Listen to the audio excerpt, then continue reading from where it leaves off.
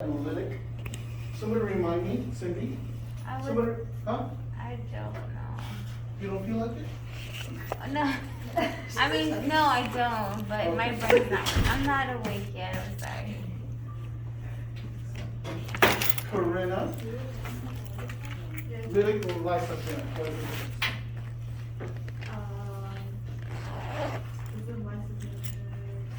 Lytic is the reproduction or the replication cycle of the virus, and what's lysogenic? It's a dormant, right? It goes dormant. But it causes a prophage, and the prophage is given to every single, is transmitted to every single cell that comes out. Okay? Which leads us to discuss cytopathic effect. CPE, cytopathic effect, can be done by other infectious agents also, but typically it's associated with viruses. And so when we look at cytopathic effect, when a cell is infected by a virus, a lot of times it changes its morphology or some part of its structure. And we can use that diagnostically. You might have heard of cytotechnologists looking for dysplastic cells, right? What they're looking for is abnormal cells in a smear. Usually it's a cervical or vaginal smear, and they're looking to see if there are abnormal cells, because that could indicate that potentially there is some problem in that part of the body, right, with potential cancer cells. So on an exam, if I ask you to describe CPE, you're going to say that it is a morphological or a structural change that happens within the cell that's associated with the virus infecting that cell. Do you have other sheets for that? Any questions? So some of those changes are this, right? So for smallpox, you can see the cells round up. There's inclusions that appear. For herpes, there can be fused and multinucleated cinctioid form. Here's a bunch of different ones. You're not going to be responsible for knowing these, but what I do want you to know is I want you to know what cytopathic effect is. Okay? Questions? You said you don't expect us to know. I don't expect you to know these things. Okay. But I do expect you to know what CPE is. Okay. Okay? Good. So now let's talk about some of the more important viruses that affect us as humans. I will start with influenza. Right. So this is Spanish flu of 1918. Spanish flu of 1918 killed about 30 million people in the world. Wow. Right, so the coronavirus has killed around 1 million. I'm probably a little bit heavy on the side. But it's killed about 1 million people, right? Coronavirus is not as lethal as the Spanish flu was, right? So if we think about this is a triage center. So gymnasiums were formed into triage centers to try to help with the amount of individuals who were infected with influenza, Spanish flu. Now we already talked about the fact that the Spanish flu really wasn't the Spanish flu. Where did it start? Where did the Spanish flu of 1918 start? Is it from Italy since it has an Italian name? Yeah, there's a reason it's called Spanish flu. But Spain? Miss Carolina, do you know? I don't remember you saying that. Oh, you remember saying that? Okay. It started in Kansas. Yeah. Kansas, No, United right? States? I was like in Spain. Wait, was it more deadly because of just how the virus was itself, or because it was The before? pathogenicity of the virus and how easily it spread. So at that time, there was a war going on, and so it spread easily because of that. Because I was like, maybe it's seen as more deadly because that was back then before we had all the. There were no vaccines, Right. for sure. So maybe that's a part of it. But there is a fairly large population in the world that is not vaccinated. Okay? So it was a very deadly virus, and it spread very easily. Coronavirus is a very easily spread virus, but it's not very deadly. Okay? Yeah, it's taken 1 million people off this planet. Okay? So if we think about this, you know, if you've ever had influenza, you know that you have these kind of chills and fever and your body aches all over, right? It's just terrible. And so if you think about that and how many people actually passed away from Spanish flu back when there was less population. So that means it was very easily spread. We're gonna talk about R naught on our own in just a minute so you guys will understand what that means. Okay? It's an RNA envelope virus. So remember I told you the most dangerous virus that affect humans is an RNA envelope virus, right? We understand that the RNA virus mutates very large, very quickly.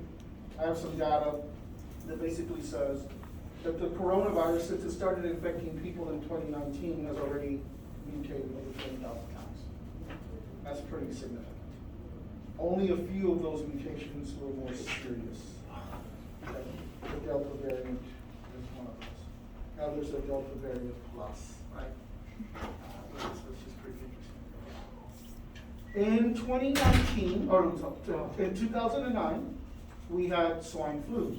Some of you were really young back then.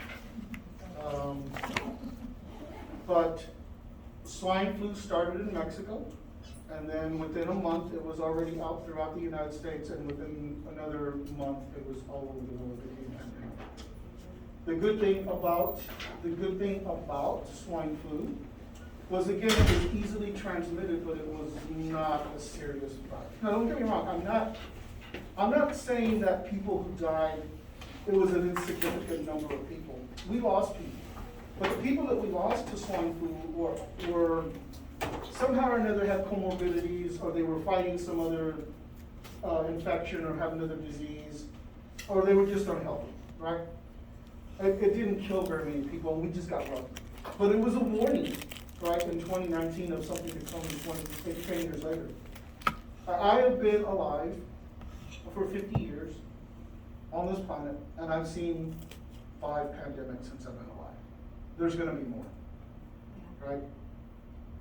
Well, we've been basically, what has happened is we've been warned several times now, right? Swine flu is a warning, coronavirus is a warning. It's basically saying you all aren't ready for what I'm gonna throw at you. This is Mother Nature, right? Mother Nature is gonna throw something at us.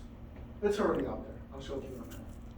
But if we think about swine flu, H1N1, H stands for hemagglutinin, how it gets into the cell, and N stands for neuraminidase, how it leaves the cell, okay? And so we type them based on those particular proteins, H and N, right? And so you can see that this was called swine flu because there was a mixing of proteins that are associated with the virus. There was, again, one that was endemic in humans, one that was endemic to birds, and 2 that were endemic to pigs, and therefore it became swine flu. And you might think, well, how do those mixing occur? Well, it occurs because you have situations like this arise, right? Cute, right? No? You didn't even grow up country. But pigs are actually cleaner than you think. They're an amazing animal. Yeah. I love them. They're amazing. But so if we think about this, the way that mixing can occur is there has to be close proximity with the animals to humans. And so I'm going to show you the latest hypothesis for how we think that the coronavirus actually came to be in just a little bit. Okay? There is a bad boy out there. H1N1 was around for a while, 2009, 2010, 2011, even 2012. In the normal influenza vaccine, you had the 3 most common strains in the southern hemisphere, plus we tacked on swine flu then, so there was quadrivalent, right? And then it just kind of went away. Somehow or another, it just kind of went away, right? It didn't become a big problem. No, don't get me wrong, we lost people, but people we lost were immunocompromised, they had comorbidities, there was something else that was affecting them, and then therefore they lost it all. Influenza kills more people on an annual basis than all other infectious diseases. But people just don't take it seriously. Okay? Don't tell me if you have or haven't, but I've already had. First day it was offered, I went to my HEB and I got the flu vaccine. Yes, ma'am. Does the virus infect all like the birds and the pigs, or is it just how it's continued? In the way that it's constructed at the time it's in those animals, it may just be a holding place for them. They're just there. Doesn't necessarily, now, in this case, there is a virus that has killed birds. And that virus that has killed birds is called avian flu. Avian flu has now become a killer of humans. But the problem, or the good thing is that it hasn't mutated so it's easily transmitted. So let's talk about that now. But you might have heard about 40 years ago, there was a dog flu. Did anybody hear that?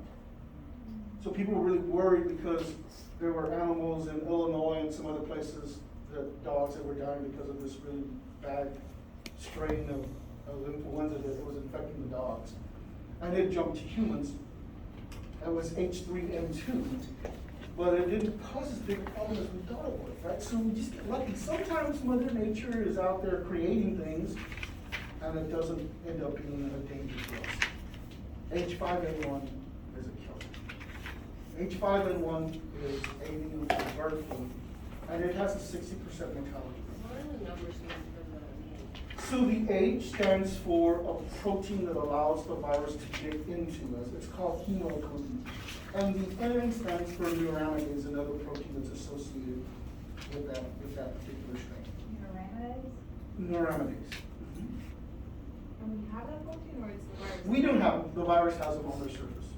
So you might have heard of the spike proteins for the coronavirus. It would be kind of like that. Okay? Good.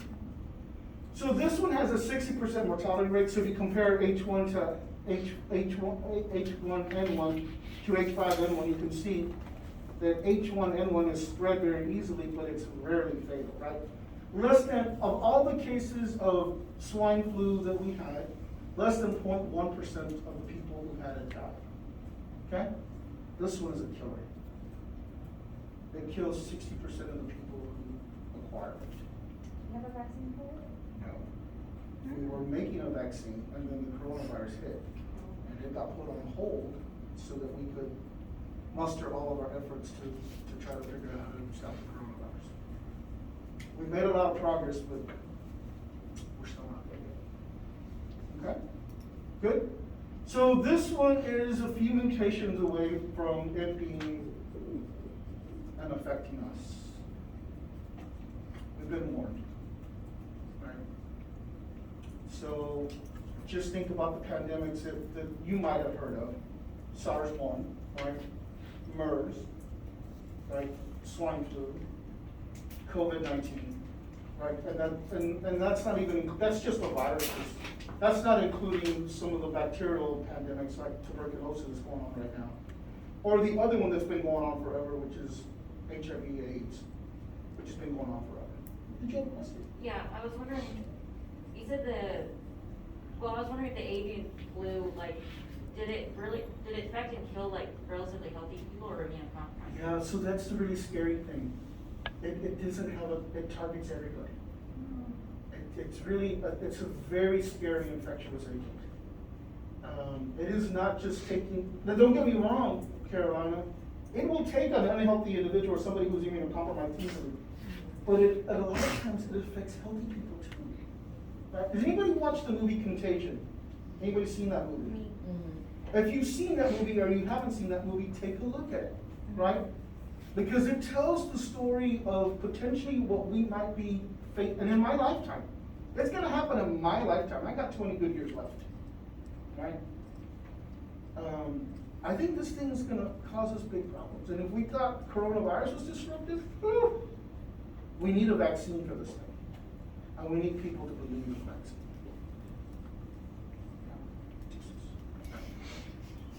She talked like that. Okay.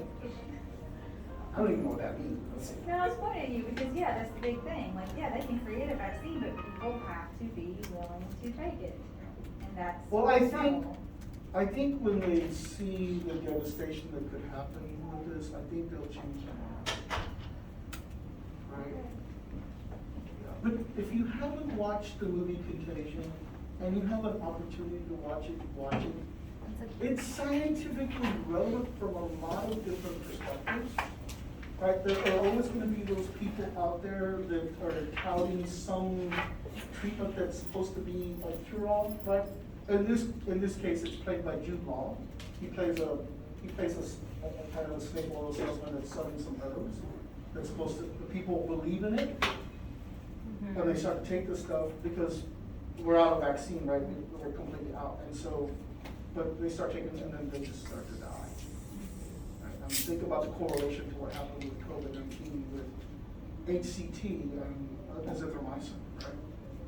Didn't work, but it was touted by several very influential people.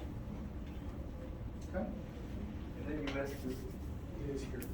Texas, Huh? Texas? No, not, we haven't had a case of avian flu in Texas. We've had them up in the New York area. But it's a scary little guy. It really is. Okay? Good? So we need to start taking influenza seriously. We need to have a vaccine for H5N1. Now, don't get me wrong. Statistically, there's gonna be about 1% of the population that is just resistant to getting the infection just because of their genetics. That character was played by Matt Damon in Contagion. So it had every single type of scenario that could happen with a major outbreak in that movie.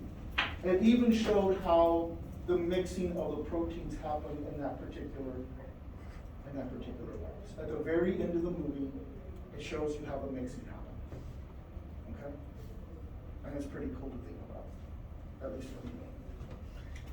Because when I watch a movie and it's supposed to be scientifically based, I critique the hell out of it. And usually my wife and I are like, that is not gonna happen that way. But when we both watched this, and she looked at me and she said, it's your area to study, you need to tell me what's going on.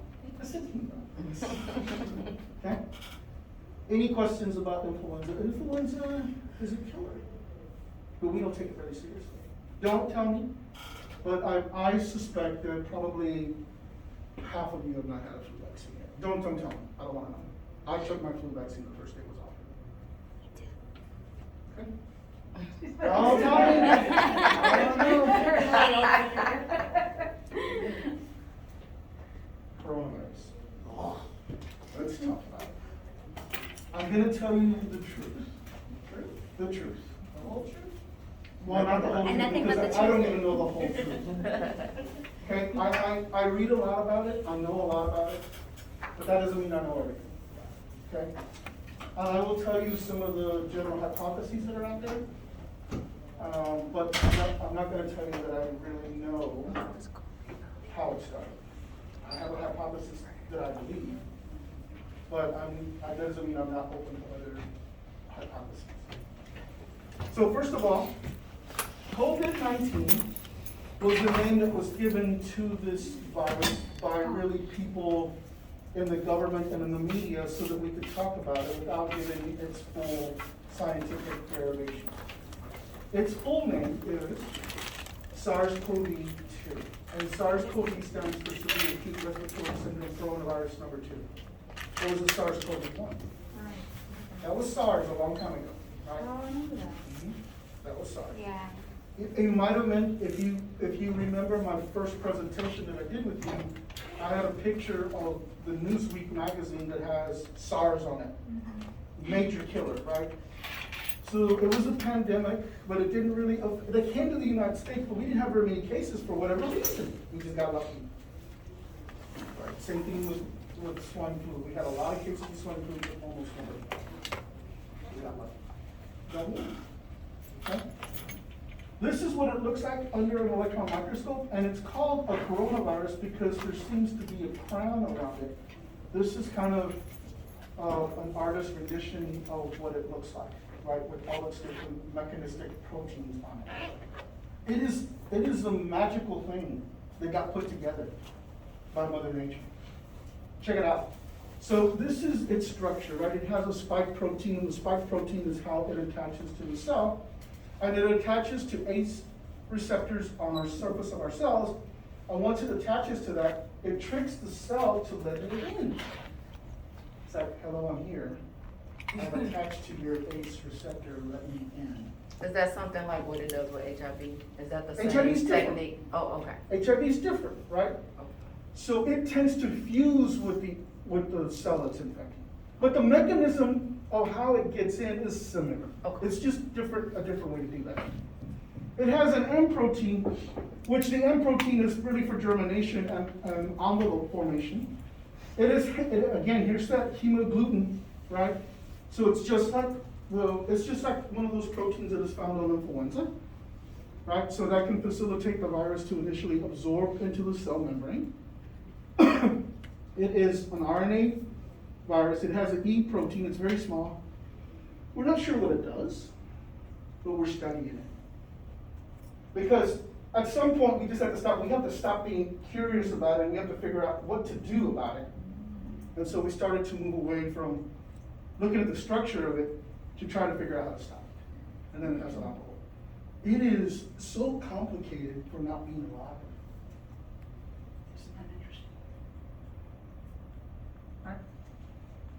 So if we think about this, most of the general symptoms there's a lot of them, but more the general ones are dry cough, fever, being tired, having difficulty in breathing in very serious cases, and people will say that they've lost their sense of taste and smell, and the loss of taste or smell can last and linger for a while. In addition to that, about 80% of the people who come down with coronavirus, probably you guys, will get over it without any kind of treatment. This is a killer of people with comorbidity, the elderly, people who are morbidly obese. I have a whole list of individuals who are most affected by it. It's nature's way of culling out the weak and the ill. That's what nature does. And just because we're humans, we should be able to talk about this. Okay? Good. And then on top of that, there's long haulers disease. Anybody heard of that? What's long haulers disease? It's when they have the symptoms for a A long long time, time. if not, and then nobody knows how long it will be. Nobody knows. It could be forever. There have been, in some cases, there's so much damage to the lungs, and usually the lungs are pretty good about repairing themselves. But in this case, there's something that's happened that the lungs cannot repair themselves. So they develop almost like a COPD problem. Mm-hmm. People have trouble walking to the mailbox to get their mail. And they can't work. So is this the only one that, is dormant for the 14 days, or for the amount of time and the Well, whole, so like- there's a lot of different ideas about how long people should stay away if they. Well, yeah. I believe in a 14-day. ACC is following CDC guidelines right now, which is 11 days. And a negative, if you have 11 days quarantine and a negative COVID test, you can come back. But there's no other viruses though that we Oh, no, there's a treat like bunch this? of them. So. Cause you know what I mean, I've never, if you get the flu, most people will say, okay. Well, I'm gonna show you, so there's a lot of viruses have different variable incubation periods. I'm gonna compare COVID-19 to influenza in a minute, okay? Because the early information that came out by some very influential people, right, was that it was like the flu. It's not like the flu. I'm gonna show the comparison in just a minute. Is that time frame consisted of how long it's actually possibly contagious, or that it should be completely gone? The incubation period, it's the time that you got exposed to it to the time you'll start to develop symptomology to it. So the transmission of you to another person is different. That's called an RO. I'm gonna talk about that in a minute. Okay? So it's crazy because to say that this virus is soulless, it attaches and it mimics. Is that what it's doing? Because sometimes you're thrown off by the symptoms. Absolutely. It looks like a lot of lickings to me. Right. Correct. Mother Nature is creative. Mm-hmm. And Mother Nature is an assassin. people who are most affected by it? Older people. I'm not quite there yet, but I'll be there in a few years. I wake up in the morning, I tell my wife, I'm like, I don't feel this old. And then I walk, I'm like, oh, hell, let me go. People with asthma, diabetic patients, people with heart disease, morbidly obese, right? Smokers, and pregnant mothers. How many people know that pregnant women are considered immunocompromised? Why is that?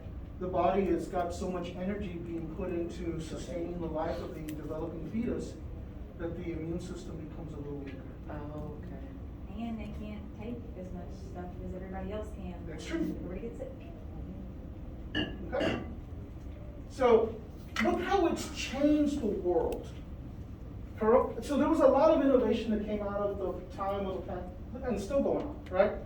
But just think about telemedicine, how many people have done that? I was very impressed. Yeah. I was very impressed with what happened, right?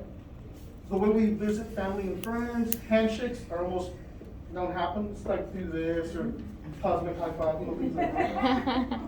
Teaching, when we got online for I hated it. Oh man, my boss said, we're looking for people who volunteer.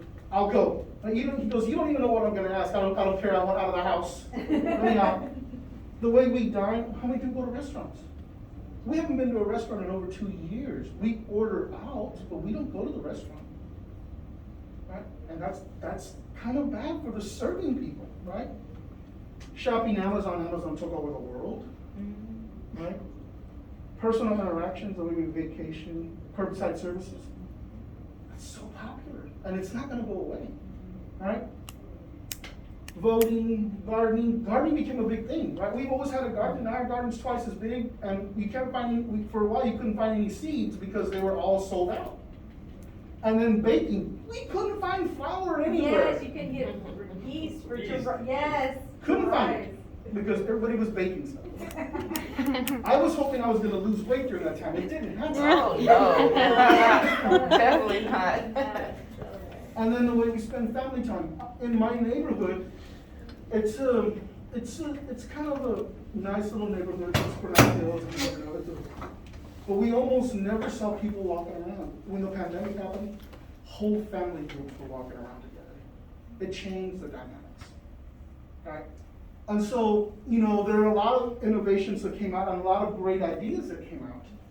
One of them was this thing. Can we see this? Mm-hmm. What is this? To touch stuff, elevators and stuff like that. And so, to me, I don't believe in these things, but I think it's pretty cool. That's for you. Because it just reminds me of what happened during that time. So I have a little gift for you so you remember your time of pandemic. You want us to use it, right? Huh? What's that? You want us to use it. No, I don't want you to use it. I want you to put it on your mantle so you'll remember the time of pandemic. Because I'm going to tell you right now, fomites are not important in the transmission of coronavirus. What's a fomite? Things that are stuck on objects. Anything that's inanimate. You would like to too. Right, because it doesn't live outside of the host, right? Right. But so we thought that fomites, that if somebody touched a tabletop and then you touch a tabletop and they touch your eyes, that was an easy way for it is, but it's not as we thought it would be. Mostly it's aerosols that really cause the spread. Did everybody get one? Yes, thank you. Thank you. So I'm not a rich guy. But the reason I could afford these things is because I went to HEB yesterday to buy milk and bananas. That's all I was after. And I was shocked when I went into my HEB. There's nothing there. It's gonna close down. Oh, really?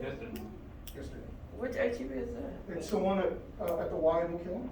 Oh. They built a big old gigantic new HEB that's further down. Oh, okay. And so I was shocked, but they had all these things that were COVID related that were being sold. And so therefore I could afford to buy this menu.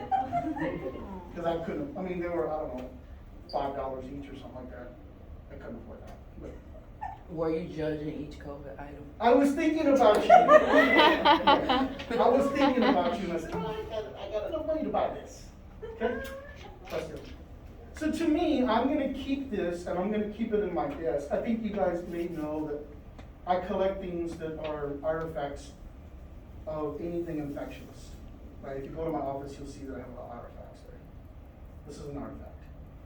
It's celebrating, because this thing was a great idea, but it wasn't necessary. People made a lot of money out of it, but it wasn't necessary. It's an artifact of the great coronavirus, COVID-19 pandemic. Good innovation, good idea. There was a lot of good ideas that came out of this. Okay? There are several ways to test for it. So there's an antigen test, there's an antibody test, and there's a PCR test. Which one would you use to figure out whether you had COVID-19 right now? right? PCR you could, but it takes a long time. Yes. And you need to know right now because you gotta go to HCL and you're waiting for the test. Oh, that's right. You're doing an antigen test. If you wanna find out if you're still protected against COVID-19, you'll do the antibody test. That'll tell you if you've ever had it. Okay? Here's an RO. An RO, or some people call it R0, is the reproductive number. It is how quickly the virus was, or any infectious agent, but in this case, virus. So some very influential people said, don't worry about coronavirus, it's like flu. You'll get it, but you won't be negatively infected, right? And about the time that that was being said, we have lost our first 10,000 people. We're now almost at about, for the entire, I don't know, over almost 1 million people in the United States. I don't remember how many, it's like 800,000 or something. Okay? But here, if you look at the RO for flu, 1.3, so that means that if you went to HEB and you came in contact with a bunch of people, you had COVID-19, you're not wearing a mask, you're gonna spread it to about one other person with flu. But if you have COVID-19, you're gonna spread it to at least 2 other people. So check it out. In the morning, you get up and you're driving to school, you decide to stop at McDonald's to get some coffee. You spread it to 2 people there. Then you stop at HEB to buy donuts for your buddies at work. You spread it to 2 people there. Then you need gas, you stop over at a gas station and you come in contact with people there, 2 more people. By the time you even just get to work, you might have spread it to 10 people. And is this because there's no mask? Yeah, remember, this protects everybody else. Right, okay. Okay? Good? Incubation time for flu, it's 1 to 4 days. For COVID-19, 1 to 14 days. Okay? Hospitalization rate for flu, about 2%. For COVID-19, about 19%. And that's higher, and that's an aggregate for all populations. Right? I believe so. Let me look. Yeah. That's an aggregate for all populations. In Italy, it's higher. Why is there a 6-foot rule? Do you think that really works? No, I think it's 12 feet. But it was really hard for people to accept 6 feet. There's no way we're gonna get them to accept 12. Right. Some people don't even know what 6 feet is. Right? So I think, and I don't know this for a fact, but what I think is the CDC just decided not to try to increase the spacing between people because they were already, as we became more knowledgeable about what the coronavirus is doing, the scientists tend to change kind of the parameters of what they were doing. Certain people, influential people, will basically say, well, they don't know what they're doing because they're changing their minds all the time. Well, they're changing their minds based on data that's coming in, right? That's what science does. Science will put together a general set of guidelines based on what they know, but those guidelines can change based on what they learn. Science is very true. Case fatality rate, and so you can see here that for flu, it's less than 0.1%. But for COVID-19, you can see, for all aggregate populations, it's about 3%. But it's different with population. So if you go to Italy, they have about a 19% case fatality rate. I keep mentioning Italy. Why Italy? Tell me what you know about Italy. Yeah, because they live longer, the expected life is They're longer. older. That's an older population, right? Oh, They did not respond very quickly to vaccines. And when you look at the Italians said, we are not going to social distance, and we are not going to stop to say hello to individuals, right? And how do Italians and most Europeans say hello to each other? They kiss each other on each side of the cheek. Of course, they were gonna have more problems. Spain the same way, right? In those early days, Spain and Italy and some of those other countries around there, they had huge problems. So several influential people in the United States at the time said, well, it's not, it must be from there, right? They were just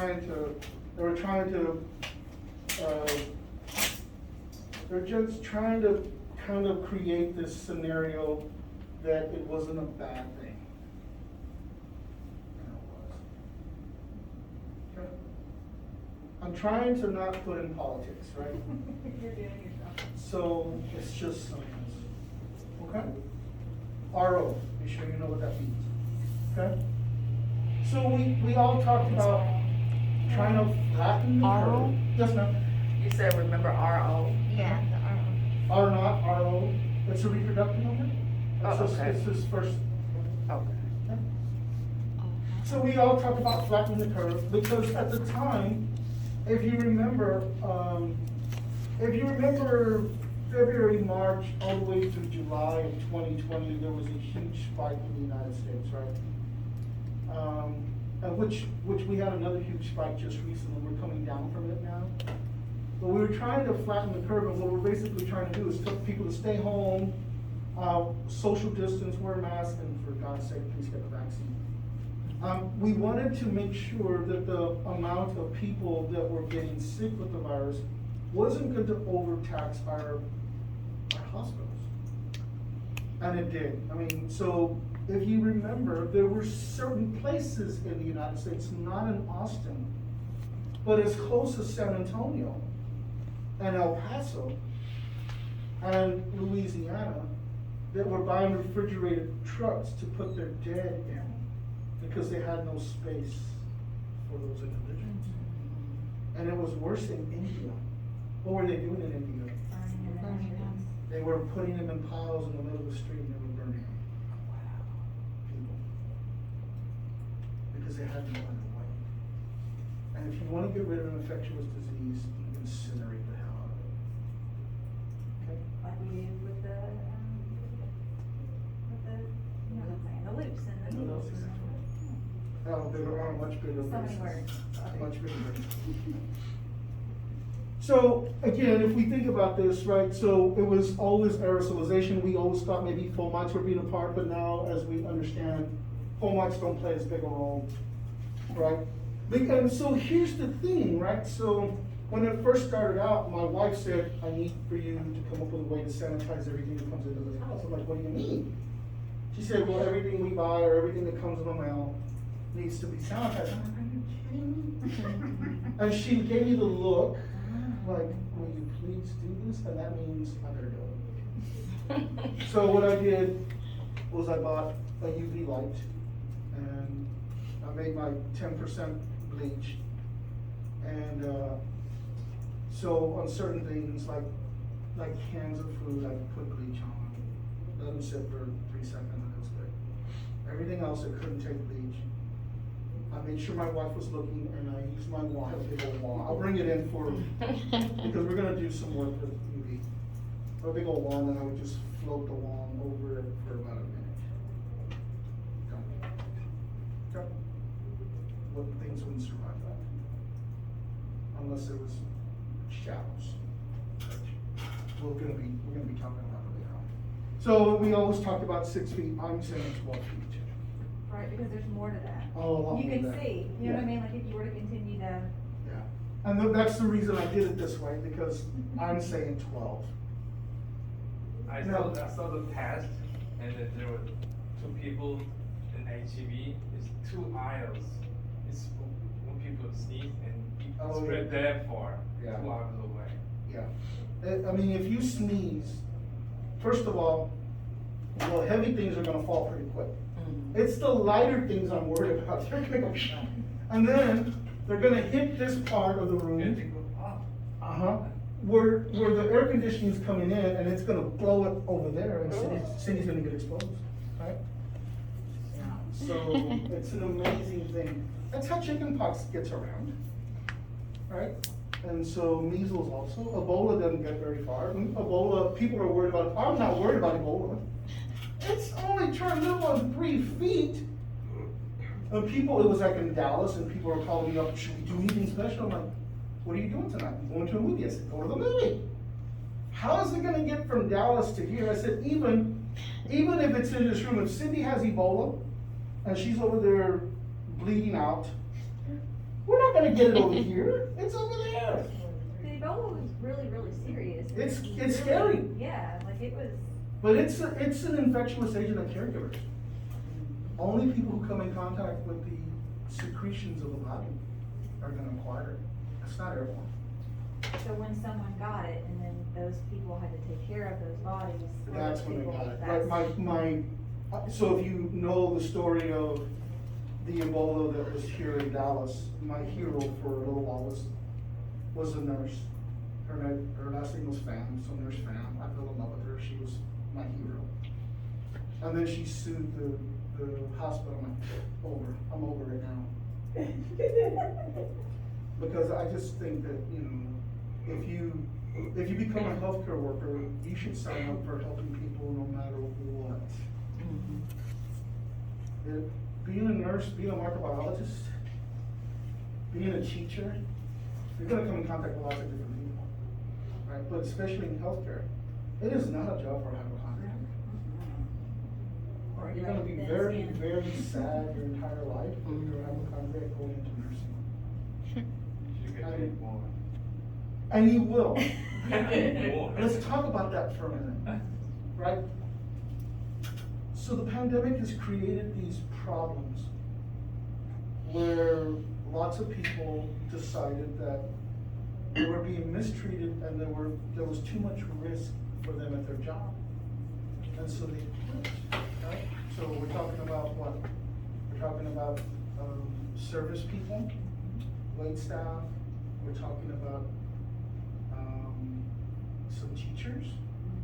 And it's gonna get worse with teachers, you watch. Oh, it's. We're talking about healthcare workers, especially nurse, because the nurse has been mistreated during the pandemic. They worked way too many hours, and the patients' families yelled at them because they would not let them go see their family members. Well, because there was a rule, if they have coronavirus, nobody gets in there except medical staff. So the nurses became burnout, and some of them quit, a lot of them quit. So where before, we were about 30,000 nurses on an annual basis behind, we're now about 45,000 nurses behind. So you guys, when you become the individual superstars that I know you will be, they're gonna pay you more money. Because there's a lot more need for a nurse now than there was before. Good. So if you wanna work in Austin, Texas, you'll be paid less money than if you go work someplace else. Why? ACC. No, no. I wish we could tout that, but They they- just send too many nurses. we don't provide enough. Is it cause like cities like Houston and Dallas are like it's much Overpopulated. worse situation? The city of Austin, there are way too many nursing programs that are feeding into it, right? So think about it, ACC, UT, Texas State, Texas A&M, Concordia, oh, don't go there. And then Victoria College and a bunch of others, right? Plus, Austin, Texas is a very desirable place to live. So that kind of works against you. Because, oh, you wanna live in Austin? gonna pay you, but they're not gonna pay you. And now, don't get me wrong, 65,000 to start is pretty good, but it's not the 80,000 that you might get someplace else. It would seem like we would get more because the cost of living. Travel nurse is a whole different is ballgame. expensive. A nurse is, an anesthetist, a whole different ballgame. You're talking about 6 figures. Are you with me? Where is that at? That's how we. Oh, okay. The problem with travel nurse, you get no benefits. Right. You're a contractor. And you could go months without work. You could, but not right now. Right.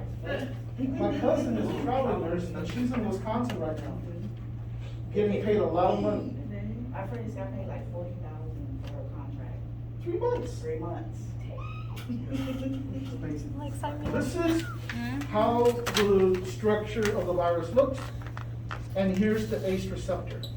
So when that spike protein attaches to that ACE receptor, it tricks the cell, and it basically says, open sesame, and the cell is. So there was a little bit of a scare early on in the pandemic with people who were hypertensive taking ACE inhibitors, because the body reacts to the ACE inhibitors by doing what? Putting more ACE receptors on the surface of the cell, right? And so I was taking it, it's all the pills, Metoprolol, lisinopril, all those things, right? And so I was like, oh my God, what should I do about this? And so I kept reading, I'm like, okay, I can't, my kidneys are gonna go, right? So I decided that I'm gonna keep taking it to stay away from people. But now the papers are coming out that are basically saying that it doesn't really work out. Right, so again, a scare, because some cool scientists will go, oh my God, what's gonna happen, you know? And so people come up with these things. The infectious process is really cool, but it's not a lot different than what I talked about already with the lytic cycle, right? So here you can see the coronavirus comes in, it attaches to the ACE receptor. It basically says, let me in. It envelope goes, becomes part of the plasma membrane, it uncoats, the RNA goes into the ribosome, makes a bunch of copies, right, of all the different subunits, right? The subunits come together, they assemble, they mature, the virus leaves, and when it leaves, it takes apart the plasma membrane. So, coronavirus. Sorry, I was just waiting for you to go through the process. Yeah, that's cool.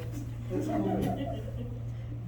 So, general hypotheses, 2 of them are the ones that are the most talked about. The first one is that there was a mixing of proteins of 3 organisms: the human, the bat, and a pangolin. This is a cute little pangolin right here. Oh, what? Okay?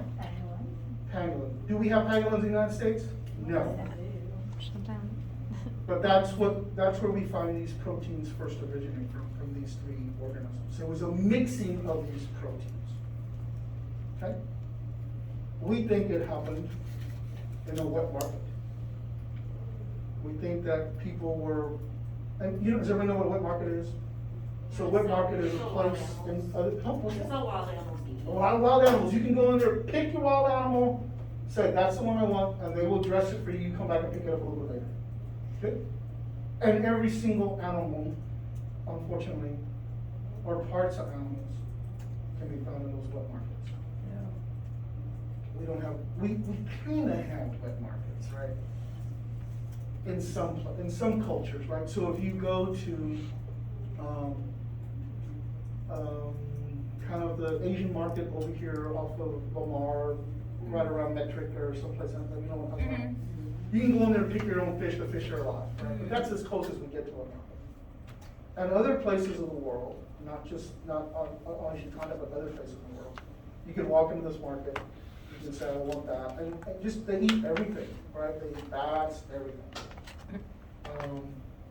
And so they will, and so when somebody is dressing a bat and dressing a pangolin right next to each other, and they're a little bit, they have sniffles or whatever, you have these mixing.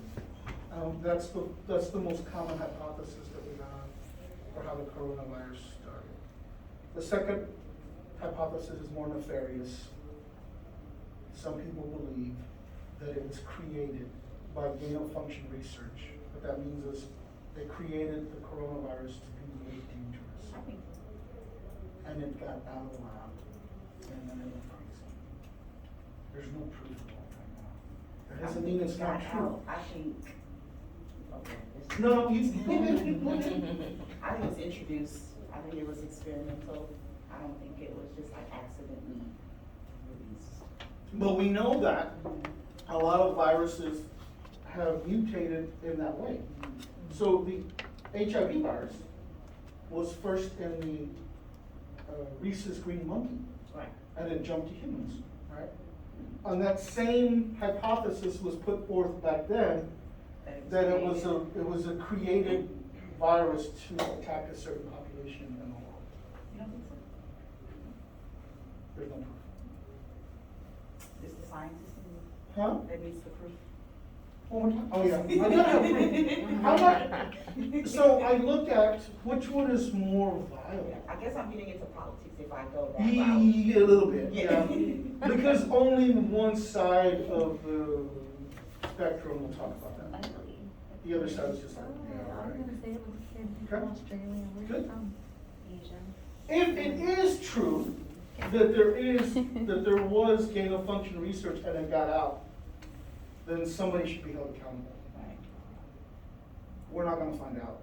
Because the one country that we really need to go and explore is not gonna let us do that. Is that China? Hence, that's the problem. So here's three different scenarios how that mixing might have occurred. This is the phylogeny, the proposed phylogeny for the coronavirus. And so you can see, it's the pangolin, it's the human, and it's a rat. We know that that's how these proteins came together. Whether it was gain of function or it was a natural mutation, I'm leaning toward the natural mutation. If you watch Contagion, the very end of the movie shows you the hypothesis of how that virus would have been, right? So there were bats, they were fruit bats. And the people who were building new areas of commerce were knocking down all of the bats' trees that they lived in. So they had no place to live. So the bats were roosting in a barn, and they had fruit in their mouth. And early in the morning, they opened the barn doors, and all the pigs came in. And the bats got scared, and when they got scared, they jumped off and ran off and flew away, but they left their fruit behind. And the pigs ate the fruit. Now you have the mixing of the bats and the pig.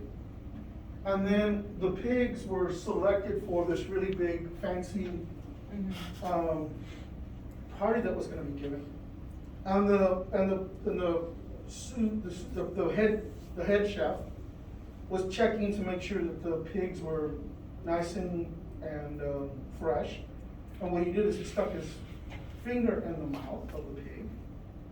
And then now you had pig, bat, and human mixing.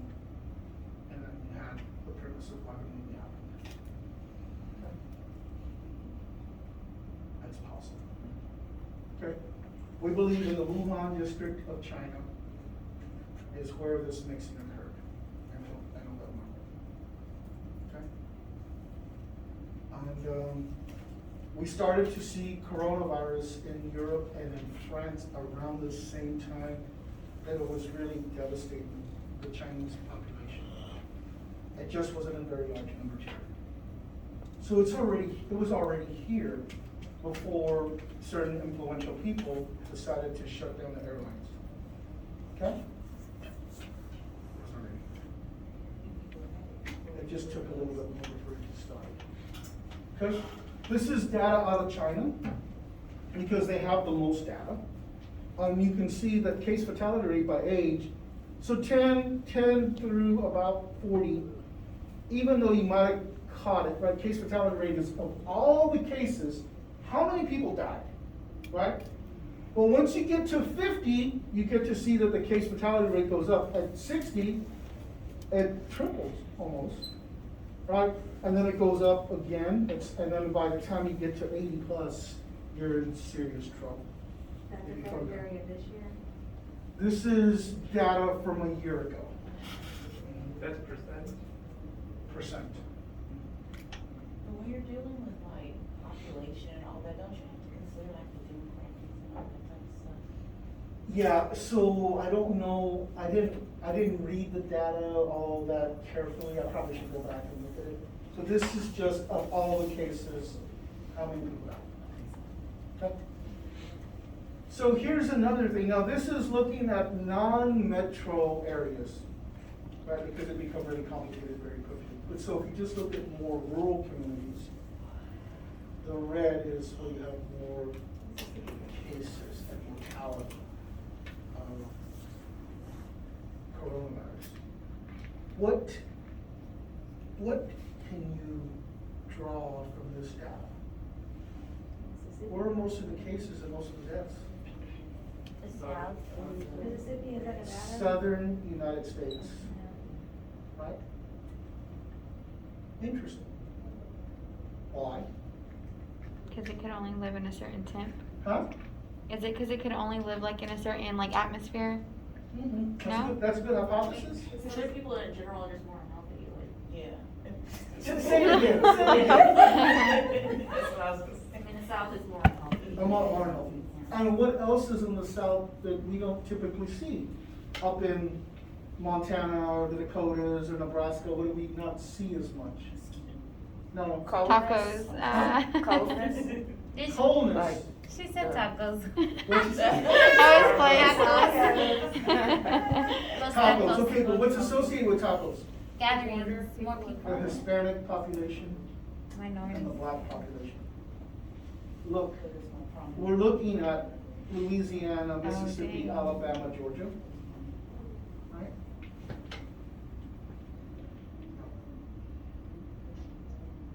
I mean, people don't wanna talk about that, but, It's true. I mean, you saw kind of the reluctance of Carolina to say that the second time. Oh, hell, I got myself, no. I'm glad you were willing to say that. Go ahead. Would it be possible that because it's closer to the border too? I don't know if that has any, I wish I could look at the Mexican data. Cause I live in a border town, a lot of people would be coming in. Yeah, for sure. Yeah. I don't know, because if you look at Texas, I mean, it's really interesting. That's probably the Midland Odessa area right there, right? Why there? I mean, what's going on there? Except oil. I mean, what else is going on there? I don't know. Don't go to the doctor as much. I Oh, know- I okay, know the that's, black- that's a black good community hypothesis. doesn't. That's a good hypothesis. Their diet is just horrible. That's- It's red Again, that's Bulls. going back to the Carolina hypothesis of why people are sick, right? And so these are good things, and I like for you all to be thinking about these things, because one of the things I want you all to get out of this class is to be able to read an article or listen to somebody speak and say, oh, there's a lot of flaws in what they're saying. Or, oh my God, they make a lot of sense. Let me go check on this stuff and see if it's true. Because if people just accept what is being said, and you should check me too.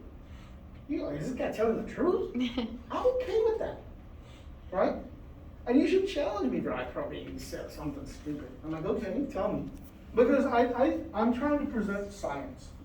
But mostly it's because I want you to be able to discern misinformation from what is true. Because that's why we're in trouble, is people believe things that are not true. Okay? Here's a really cool thing. If you have type A blood, you're more likely to develop real serious disease associated with coronavirus. If you have type O blood, you're more protected. Me too. That's crazy because that's COVID and he's a old. universal.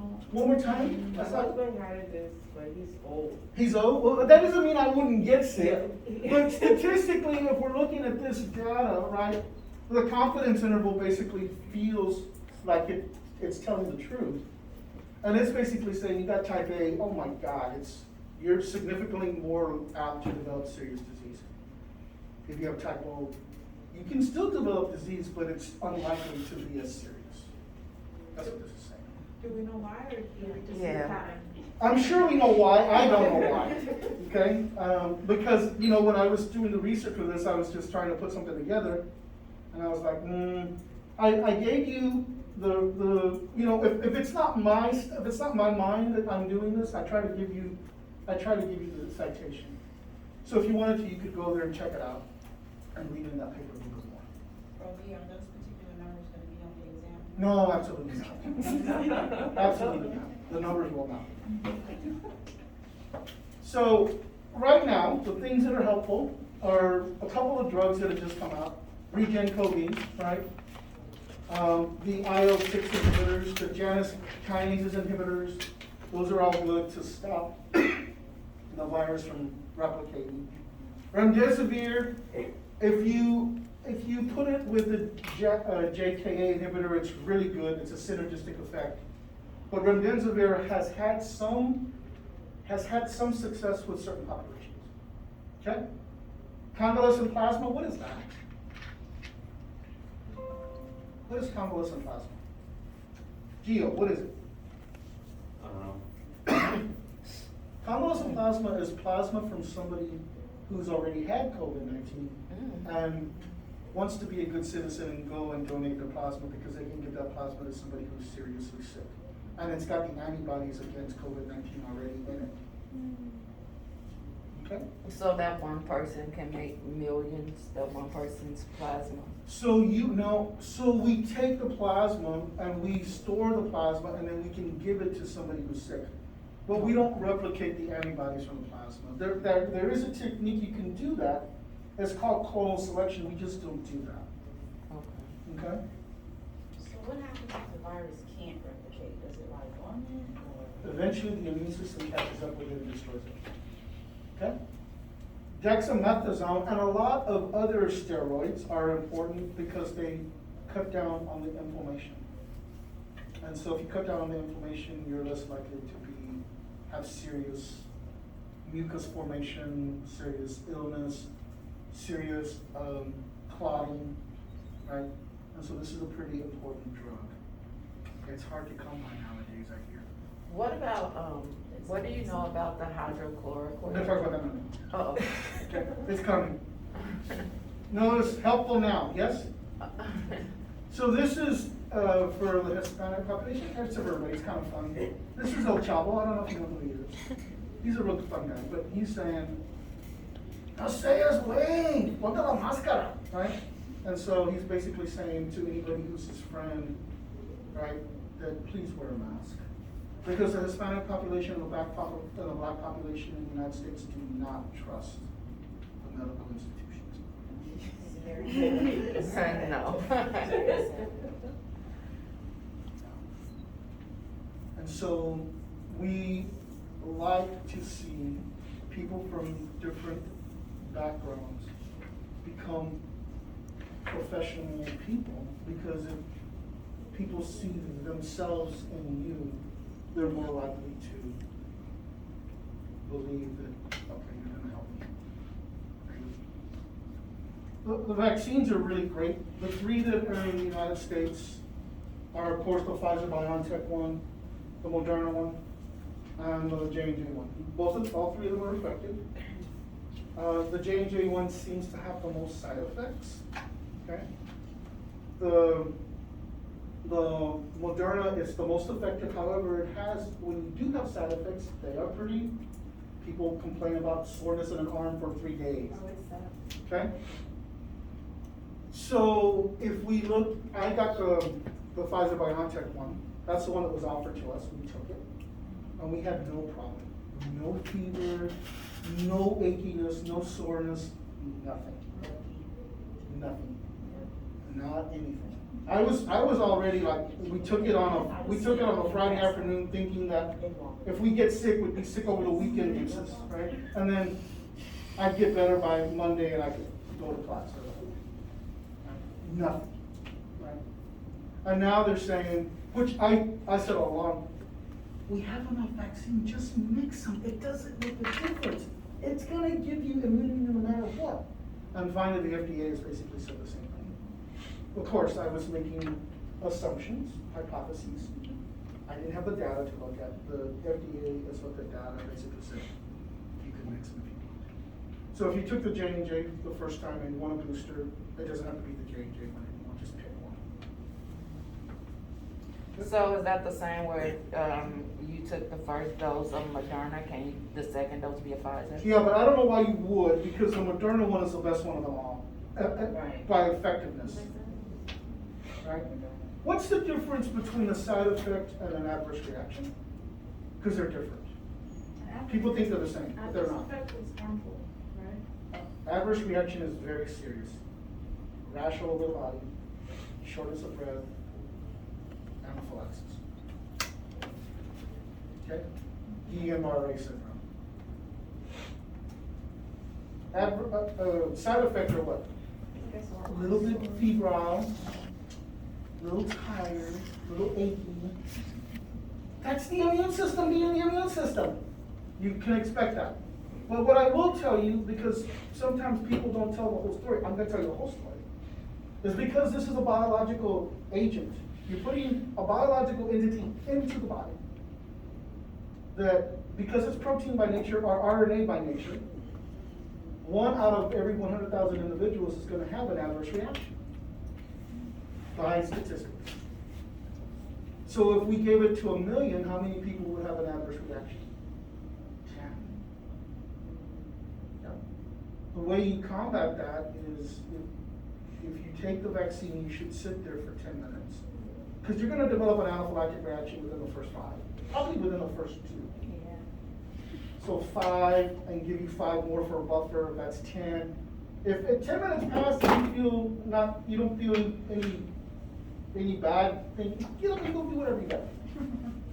Right? And that's what my wife and I do. Right? Good? I'm confused. Okay, what? Why is the Moderna better? And I asked that because I was told by a UT lecture that the Pfizer was more natural and was better. Now I'm getting have more natural ingredients and it was better. They both have the same ingredients. They have the ingredients of the mRNA. So why is the Moderna better? What did they say were in there? I don't know. So this is a UT lecturer? He was a former UT lecturer. Okay. Well, so my perspective is that I prefer the Pfizer-BioNTech one because it has less side effects. Oh.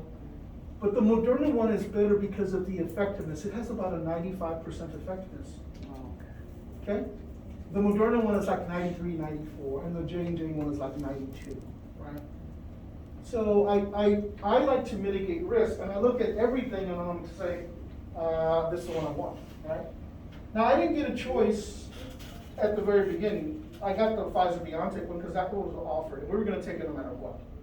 But now, in retrospect, now I can look at data and I can tell, and to me, that's the Pfizer-BioNTech one that's got a safer profile, and it's effective enough that when I get my booster, I'm probably not gonna have any problems. That doesn't mean I won't, but it's more likely that I wouldn't. Is the booster something you have to get?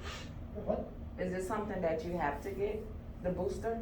I would recommend it. I don't think it's being mandated, but I would recommend it. Almost all my family, I'm so proud of them, almost all my family, except for the 3 cousins. All my family in Corpus have already got, and they send me, like, I should show you my phone. Got the booster today, and they're all smiling, because they know I'm really happy for them when they do that.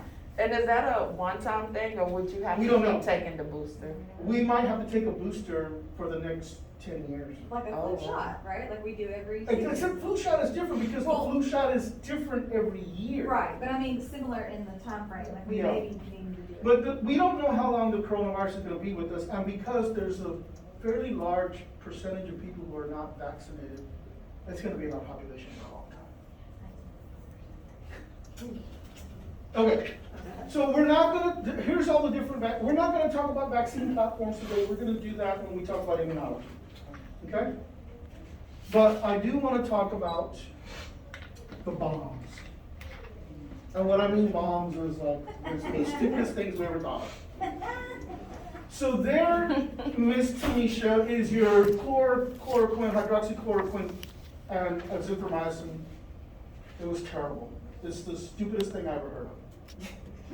How can a malaria parasite how can a malaria parasite drug work on a RNA virus? Doesn't make any sense to me. And so it took 3 different clinical trials to figure out that, because there were so many people who were touting it. The data out of those clinical trials is horrendous. It doesn't work. Okay? And Well, thank Trump you. said it did. No, I'm just kidding. I'm just kidding. We're not gonna talk about politics, although I will tell you, he also said we should put bleach in our body. Oh my God, he did say that.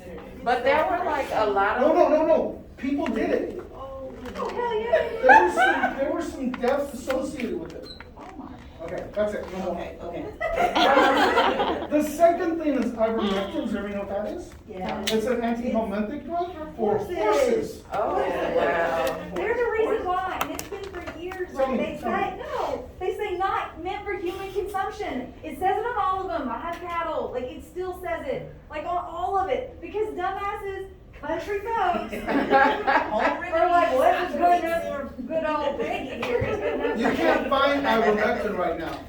I tried to buy some so that I could bring it to class and show it to you all. Cheska got And I some. tried to find it all over the place. I couldn't find it. And I asked one of my colleagues, Meg Fleming, because she's really big into Oh, she loves cattle. and horses. That's Yes. her love. I said, Meg, do you have any? She goes, why do you want this, Felix? I'm like, I just want to show it as a prop. She goes, I have can a just box. see the way she's talking to you already. She said, I have a box. Do you want a box? I said, yeah, I'll take a box. But my wife's family got a ranch up in Bell County, and they kept finding ivermectin to put in their cattle because it's all been sold. Doesn't They sell it in Carajé. in where? Carajé. I'm gonna have to go there. Don't tell too many people something. But here's the really interesting thing. My sister-in-law is a nurse. Nobody's recording, right?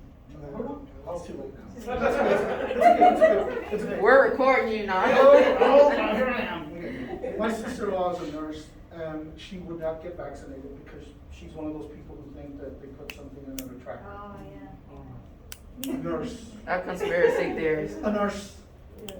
And then she got coronavirus, and she took ivermectin, and she gave the ivermectin to another family member. That other family member got sick. Wait, what is the ivermectin for? Large parasites in horses. Oh my gosh. Worms. So here is kind of a really nice, not so scientific article if you want to read about it. These are the treatments that are out there currently Oh, this is looking at information. for the, yeah. I was like, yeah. If you want, I'm not gonna. You gotta memorize it for the test. No. It's just a fun article, okay? It's not scientifically, okay? And unfortunately, you guys, Geo, are the biggest spreaders. Claudia. Oh, because it's 22, 35. I get it, look, I get it, you guys are young, you wanna have some fun, you don't wanna be told to wear a mask, you don't wanna told that you can't, yeah. And you feel that, I felt that way too when I was that age, right? Like, this is gonna hurt me. I get it, but there's a lot of people that are being hurt because of that. It seems like the younger ones are asymptomatic and they're just spreading it. The males? And they're the worst because they really have a lot of testosterone at that age. Woo. Okay? Here's a kind of one of the things that are comparing the two. We're done with coronavirus. Are there any questions about coronavirus? Treatment. I heard Merck, the company Merck made it. There is. It's this one right here, I think. It's the Regen. It's this one right here. That's the one? Is this Merck? That's the one that what? Merck created it. It's I not think- passed by, The drug. FDA yet. This one is. This one is. So maybe it's different. I haven't heard about that one yet. Okay, so let's go on and talk, what time is it? Just 11:50. There's a fox. Is it time to go? Oh, that is right. Is that it? That is right. I'm gonna take 10 more. Okay, let's talk about arboviruses. Arboviruses is a play on word. R-A-R is arthropod, B-O born virus. These are viruses that are transmitted by an arthropod, and that is the most important arthropod that there is. The eight. That is Aedes. How did you know that? It's tiny. No, that's The red- Culex. the Culex red is tiny. body. It's The got red. the white on the legs. That's Aedes. I just figured you could. The most important, Aedes is the most important one as far as I'm concerned in Texas. Here's West Nile, it's carrier West Nile. And so we do have problems with West Nile. The other infectious disease that we're having a problem with in Texas, although it's not as prevalent, is dengue fever. Dengue fever in some articles has been described as bone break fever, because the pain is so bad, it's like bones are breaking. But with dengue fever, which we've had in the Valley, we've had in Corpus Christi, and we've had in Houston, it hasn't come up this far yet, but it's only a matter of time. But it's, again, Aedes aegypti, and so the first time you can get soreness, you can get muscle aches, you can get fever. If you get infected again, sometimes it becomes hemorrhagic, and you can get a rash, you can get blood clots, and really serious problems, right? So it's something we need to be watching, because it's going to be affecting us at some point. The other problem that we have that's arbovirus related, that's arthropod related mosquitoes, is Zika. So Zika's been around a long time, but it's now beginning to cause problems, right? And do you remember when we had the last Summer Olympics in Brazil? That was what, 4 years ago? That there were so many mosquitoes there that we were really worried about Zika and some other infectious agents. Because Brazil has had a lot of problems with microencephaly. What's microencephaly? Small head. Yeah, so babies are born with a small skull and the brain is not formed correctly.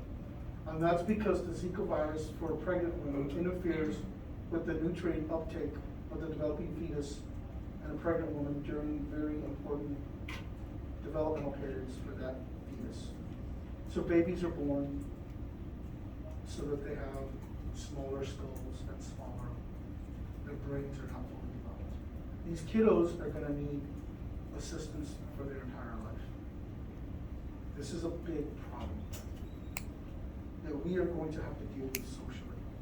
And it's not gonna be a big problem in the United States, but it's gonna be a big problem in a lot of other countries.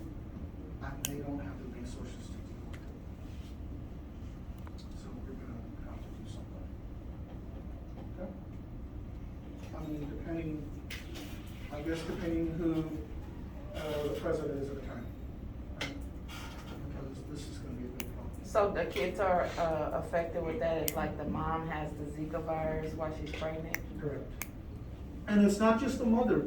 The father can acquire it also, and the Zika virus is actually found in the sperm. Oh, wow. So he can give it to the female. Wow. So really, if you think about this, CDC recommends it if you are just gonna have a child at some point in the near future, you stay away from all the tropical regions of the world. Instead of getting married and going to Costa Rica, go to Wyoming instead. Oh, God. Costa Rica. Quebec City, how about Quebec City, Montreal? Okay. Those are all good. Okay. Iceland? Yeah. Okay. I'm gonna find them. Okay. Herpes. So people think of herpes as being simplex 1 or simplex A, buccal cavity, or simplex 2, simplex B, urogenital. But herpes is an infectious agent of every single tissue of the body, right? Yeah, it shows its symptomology on usually the genitalia or the mouth, but it can show it everywhere on the back. It can infect the brain, it can affect the kidneys, the eyes, all kinds of things, right? There have been cases of mothers who've had an episode of herpes and they're pregnant, and the herpes virus got into the placenta and killed the baby. The baby was born still. Okay? So it's pretty impressive infectious agent, a virus. We will talk about AIDS and then we're gonna stop. What time is it? So how much more complex is the herpes virus that they can't stop it like they did in the other virus? We do have a drug that is pretty effective at limiting the replication. It's an old drug, it's been around a long time, it's called acyclovir, Yes. and it works against herpes. But, the better thing is not to get it. Right. Right, so ladies and gentlemen, if you're about to play, check out the goods. I'm not kidding you, move it from one side to the other, are you okay? If it looks bad, smells bad, stay the hell away from it. I have daughters. Tell them, yeah. Somebody has on the back, how do we check those? Just say, turn around. Is it Oh true my that it's God. only contagious when there's an outbreak? Correct. Yeah. The problem is sometimes, especially in women might know, but you might not be able to see it because it might be in the inner folds of the labia. Oh, wow. Okay? Good? But then again, that isn't even. What's that? Viral shedding too, right? That's not even. Yeah. Okay? HIV, AIDS, causes AIDS, right? It's a diabolical virus. It will only infect the T4 helper. And the T4 helper are involved in the initiation of the immune response. So if you knock out all the T4 helper, there's no immune response. Okay? So if we think about that for a minute, right, you can see how that viral replication process happens. I'm not gonna go over it. It's a little bit different because it uses reverse transcriptase, but it's the same, it's the right? There's a difference between being HIV positive and having AIDS. Being HIV positive means that you simply have been exposed to the virus and you test positive for it. And you could be positive for HIV for a long time and not develop AIDS. In order to be AIDS positive, now the data is changing quite a bit, but in order to have AIDS, you have to be HIV positive. You must have had an opportunistic disease within the last 6 months. And some people say 3 months. It used to be called an ARC. That's an old term, almost nobody uses it except old docs who are walking around, right? Yeah. And then your CD4, your T cell needs to be below 350 per microliter. Used to be 200, and I was very comfortable with 200, but they've expanded the parameter a little bit so that people would be able to get help if they are an AIDS patient. The problem with being an AIDS patient is once you're an AIDS patient, you never go back to just being HIV. You're always an AIDS patient. And therefore, you cannot get most insurances. The Affordable Care Act you can get, but it's gonna be expensive. Okay? Yeah. So here are some of the opportunistic diseases. You can have things like encephalitis, meningitis, retinitis. You can have pneumocystis jirovecii, pneumonia, tuberculosis of multiple organs, not just the lungs.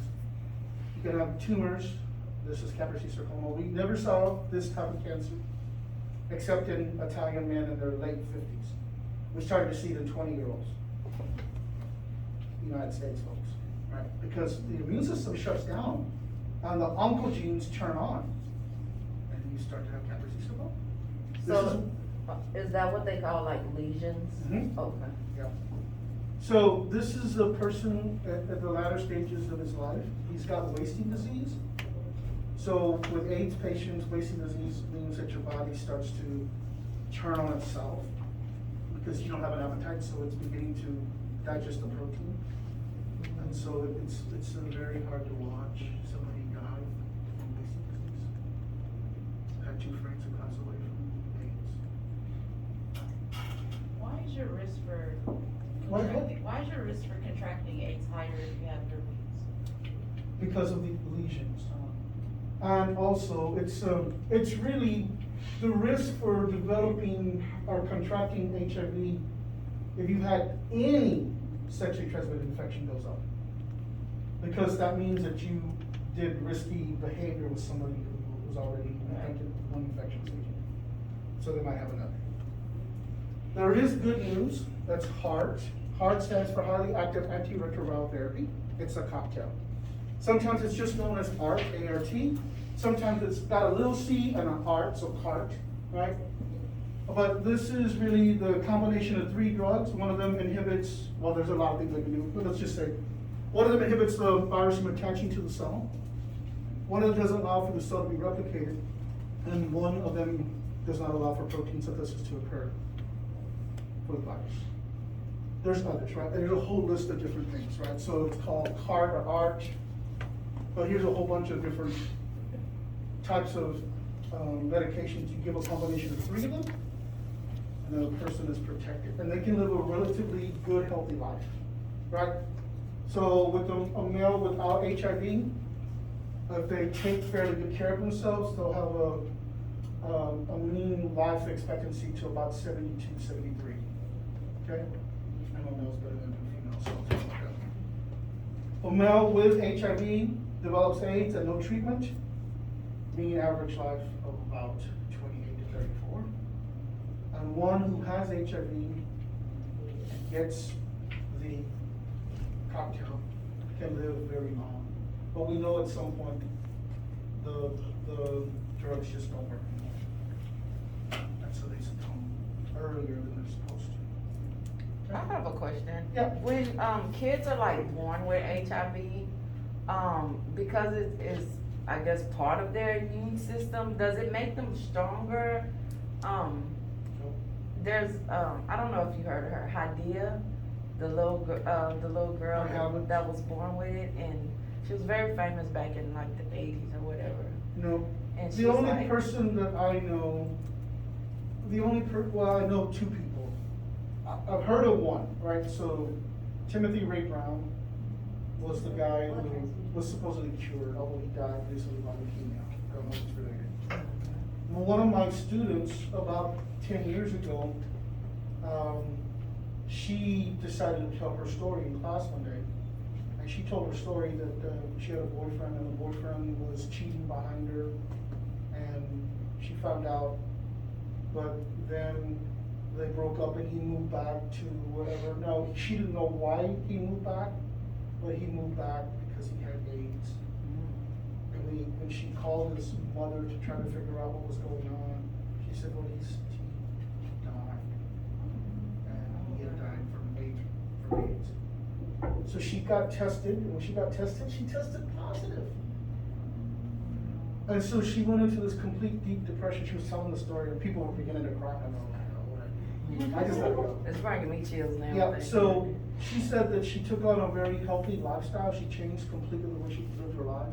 She ate good, she did exercise, she practiced yoga, and she took a lot of herbal supplements that were supposed to help with the disease. And she said that she felt so good that one of her employers asked her to get tested, and she got tested and she tested negative. And she did Southern blotting, which is the ultimate confirmation test that you can have for having HIV. What is it called? Southern blotting. There's Western blotting also, but anyway, and it was negative. So she said, I think it was my diet that cured me. Now, I didn't say anything at all, because I was not gonna interfere with that beautiful story. But really, my hypothesis is that she never had HIV, that was a false positive at the very beginning. Oh, wow. I did not tell her that, but I'm telling you that story. Right? And I'm glad she's fine. And every once in a while I hear from her. She's a nurse. But every once in a while I hear from her. And so that's a cool story. Not my story, that's most nurse. How can you get a false positive? I don't know. I don't know exactly what can cause a false positive. Was it just a mistake that a laboratory person made? That happens. But there's just all kinds of things that could have happened. And she didn't do any type of Western blotting for that first one because she was in shock. And so, had she done a Western or Southern blotting, it might have come back negative, and then she would have been okay for not be depressed for that long. It's just not gonna work like that. I'm really worried about PrEP and PEP. Anybody know what they are? Yeah, the pre-therapy. Yeah, so pre-therapy, and you take it, usually it's because you're in a monogamous relationship with somebody who's got HIV, and you're trying to not get it, but you love this person so much, you're not gonna break up with them. PEP is post-exposure, and so you have sex with somebody, and then they say, oh, by the way, I have HIV. I'm like, oh, shish. So you can take post-exposure for 28 days, and then hopefully you don't get HIV. That's what they use for like rape victims and stuff like that, right? Yeah, these things have become so indoctrinated into some populations that it's causing people to act risky, be more promiscuous, because they feel like if they take these drugs or get exposed and take PEP, that they're not gonna get it, and that's just not true. That's stupid. So you know, they're on billboards, the advertising is on billboards, they're on back of the buses, they're all over the place, and so people are aware of it, and so people are thinking that, oh my God, it's a cure-all for HIV, and it's not. We're gonna have problems. Okay. So last thing today is prions, and so prions are infectious proteins. Most commonly, it's bovine spongiform encephalopathy, also known as bad cow disease. But also it's TSC, which infects humans. That's transmissible spongiform encephalopathy. It's called spongiform because when the prions, the proteins get into the brain, it causes cavities and the brain looks like a sponge. Transmissible spongiform encephalopathy. Okay? We don't know how to cure this. We don't know how to stop them. Another problem. Right? So if you're gonna eat wild game, be sure you cook your wild game all the way through. In the years 1999 and 2000, if you were in the UK, you were probably exposed to BSE because almost all the cattle had it. They destroyed all the cattle. So if you go give blood, they're gonna ask you a bunch of questions. One of the questions they'll ask you, were you in the United Kingdom or France during the years of 1999 to 2001? And if you answer yes to them, you're not doing it. Because they're minimizing the risk that the prions are gonna be continued to be passed on to other people. It's untreatable, and as far as I know, it's almost fatal. Okay? It's in our deer population now. It's called wasting disease in deer. Ladies and gentlemen, that's the end of the material for the third exam pool. Third exam will be next Tuesday because we didn't have time to have a review. We didn't have time to have a review. Thank God.